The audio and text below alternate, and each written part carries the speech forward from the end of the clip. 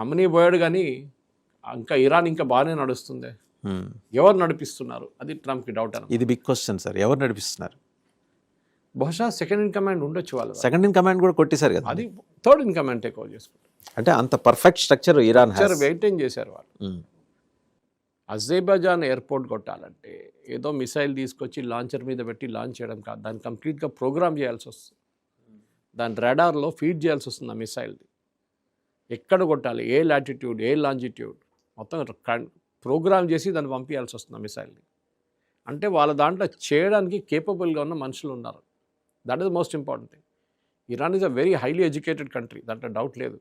కానీ చేపియాలి కదా, చేపిస్తే కదా ఈ మిసైల్ మొత్తం ప్రోగ్రామ్ చేస్తే కదా అక్కడికి వెళ్ళేది. So they have got a very good system అనిపిస్తుంది. నిన్న కూడా అదే అన్నారు యుఎస్ వాళ్ళు అంటున్నారు. యుఎస్ ఏం చేస్తారంటే, మనం మాట్లాడాం డ్రోన్స్ గురించి, మీకు గుర్తుంటుంది, డ్రోన్ వర్సెస్ మిసైల్ కాస్ట్ గురించి. ఇదేమో $1 million ఉంటుంది పేట్రియట్, ఇదేమో అది 25,000 డ్రోన్, 25,000.